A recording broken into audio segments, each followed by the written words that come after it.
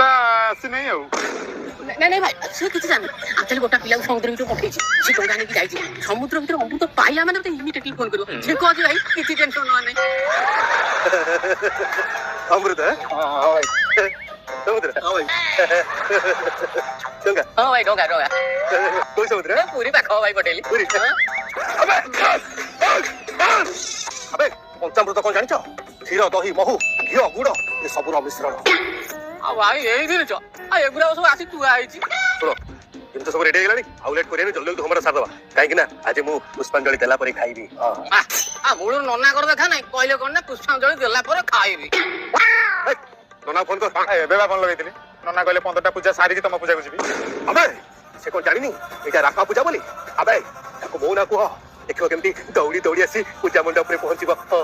Hello ଭାଇ ସେ 3ଟା ପୂଜା ସାରିକି ଆଇଥାନ୍ତା, ତମ ନାଁ କହିଲା ପରେ କହିଲା ଟୋଟାଲ ପୂଜା ସାରିକି ଯାଇ ତମ ପୂଜା କରିବି।